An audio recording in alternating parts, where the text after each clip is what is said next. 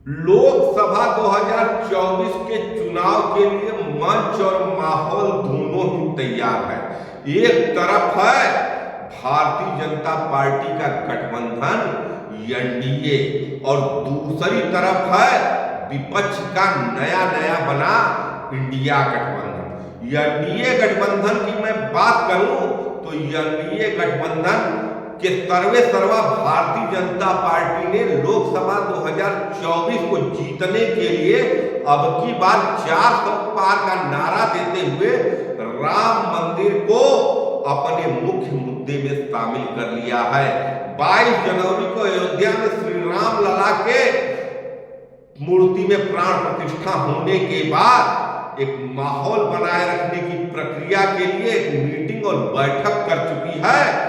Bharatiya Janata party का स्पष्ट plan है कि 2024 के चुनाव के पहले हर रोज 50,000 भक्तों को अयोध्या में लाकर रामलला का दर्शन कराया जाए, जिससे कि 2024 के लिए माहौल खराब ना हो।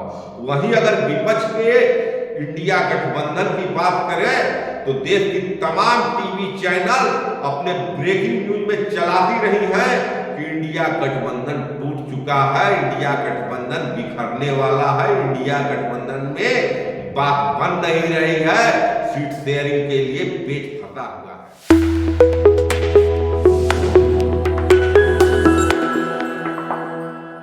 नमस्कार, मैं पंकज कुमार सिंह और आप देख रहे हैं खबरों के खिलाड़ी। खबरों के खिलाड़ी के इस शो में मैं चर्चा करूंगा लोकसभा 2024 के चुनाव में कैसे सत्तारूढ़ एनडीए गठबंधन को चुनौती देगी इंडिया गठबंधन। अब जबकि ये तय हो चुका है अंदर खाने की सूत्रों की खबर को अगर सच माने तो नीतीश कुमार का इंडिया गठबंधन का संयोजक बनना तय है और खबरें तो यहां तक आ रही है कि इंडिया गठबंधन का एक अध्यक्ष भी बनेगा और जिसके लिए सोनिया गांधी का नाम प्रमुखता से लिया जा रहा है, जिस पर माया ममता किसी को भी आपत्ति नहीं है। मैं माया का नाम इसलिए ले रहा हूं क्योंकि इंडिया गठबंधन में एक कमी जो दिख रही है वो मायावती की कमी दिख रही है और इस कमी को दूर करने के लिए कांग्रेस पार्टी अपनी आखिरी कोशिश भी कर रही है।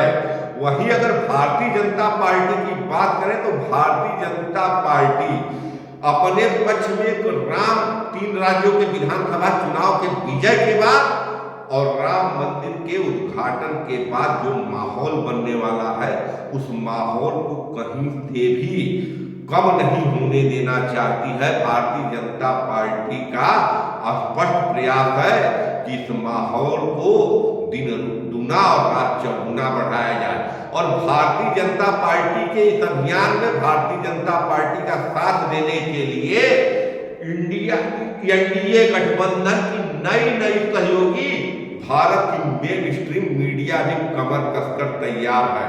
तो बड़ा ही रोचक चुनाव होने वाला है 2024 का।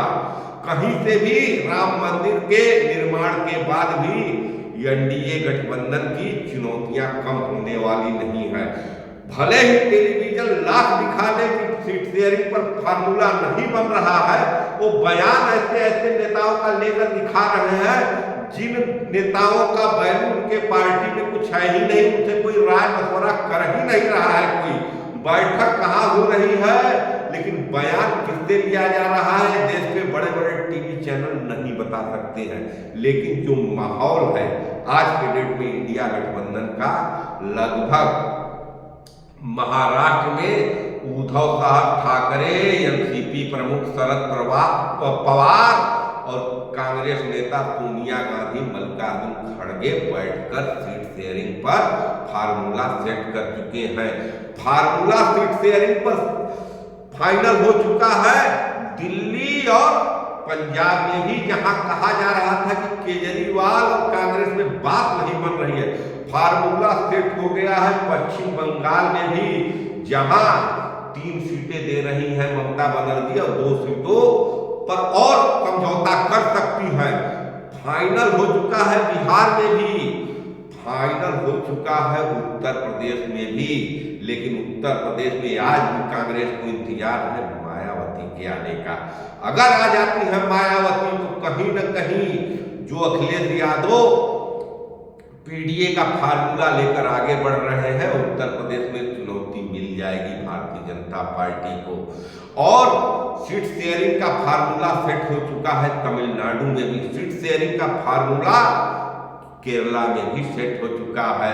तो लगभग टीवी मीडिया के तमाम बयानों के बाद भी इंडिया गठबंधन, क्योंकि एक नई नई गठबंधन है, हर कोई अपना कद बढ़ाकर दिखाना चाहता है, बार्गेनिंग तो होगी ही। देखिए आप मान कर चलिए कि तृणमूल कांग्रेस का विलय कांग्रेस में नहीं हुआ है, समाजवादी पार्टी का विलय कांग्रेस में नहीं हुआ है, सभी दलों का अपना अस्तित्व है, तो अपने सीटों की मांग रखेंगे ही। लेकिन जिस ढंग से आज भगवत मान ने पंजाब के मुख्यमंत्री ने बयान दिया कि हमें संविधान बचाने के लिए लड़ाई लड़ रहे हैं, सीटों की कुर्बानी दिया जा सकता है। इससे यह स्पष्ट है कि राहुल गांधी की 14 जनवरी से निकलने वाली न्याय यात्रा के बाद कभी भी सीट शेयरिंग का फार्मूला ओपन किया जा सकता है। और एक बात और समझने की बात है, भले ही टीवी मीडिया दिखा रहा है कि इंडिया गठबंधन में टूट हुई है, लेकिन इंडिया गठबंधन के पहले बैठक में भी 28 दल शामिल हुए थे और चौथे बैठक में भी 28 दल शामिल हुए, और चारों बैठक में 28 दल शामिल होते हैं, बावजूद उसके देश की मेन स्ट्रीम मीडिया अपना मन बनाकर चल चुकी है, चल रही है, माइंड मेकअप है कि इंडिया गठबंधन टूट जाएगा। और इस आधार पर वो रोज डिबेट करा रही है। हालांकि डिबेट कुछ जन्य मुद्दों पर भी होना चाहिए, लेकिन इस वीडियो में मैं उस मुद्दे को नहीं शामिल कर रहा हूं। तो क्या भारतीय जनता पार्टी को चुनौती देने की स्थिति में इंडिया गठबंधन आ गई है? निसंदेह इन राज्यों में विधानसभा चुनाव के विजय के बाद भारतीय जनता पार्टी का मनोबल बहुत ही बढ़ा हुआ है, और इस मनोबल को और बढ़ाने का काम करेगा अयोध्या में श्री राम मंदिर का भव्य उद्घाटन। इसके बाद एक माहौल बन जाएगा भारतीय जनता पार्टी के पक्ष में। लेकिन कहीं न कहीं भारतीय जनता पार्टी को भी बिहार, बंगाल, महाराष्ट्र, पंजाब, कर्नाटक और साउथ के तमाम राज्यों से डर लग रहा है। इसलिए भारतीय जनता पार्टी का प्लान सेट है। भारतीय जनता पार्टी का प्लान सेट है यूपी की 80 सीटें, गुजरात की 26 सीटें, राजस्थान की 25 सीटें, झारखंड की मैक्सिमम सीटें, छत्तीसगढ़ की 11 सीटें, और इसके साथ ही प्लान बी पर भी भारतीय जनता पार्टी काम कर रही है। भारतीय जनता पार्टी का स्पष्ट प्लान है ईडी और सीबीआई के डर से इंडिया गठबंधन के गठन को रोक दिया जाए। लेकिन अब जब जब चुनाव सर पर आने वाला है और फरवरी महीने में अंदाज लगाया जा रहा है कि कभी भी चुनाव की घोषणा हो सकती है, या 26 जनवरी के बाद कभी भी चुनाव की घोषणा हो सकती है, और सरकार के तमाम प्रयासों के बाद इंडिया गठबंधन अपना मूर्त रूप ले चुका है। एक धुंधला सा ही लेकिन एक आकृति बन चुका है। चूंकि चुनाव जो होते हैं वो जमीन पर होते हैं, टीवी और मीडिया की आफतों में नहीं होते हैं। अब मध्य चुनाव में जो माहौल रहेगा वो माहौल फैसला करेगा कि 2024 किसके पाले में जाता है। क्या भारतीय जनता पार्टी अपने माहौल को कायम रखने में सफल होगी, या विपक्ष की बनी इंडिया गठबंधन अपनी एकजुटता को प्रदर्शित करते हुए भारतीय जनता पार्टी के गठबंधन को चुनौती देने की स्थिति में रहेगी? इन सब पर आपकी भी निगाहें हैं, मेरी भी निगाहें लगी रहेगी। देखते रहिए खबरों के खिलाड़ी। जय हिंद, जय भारत।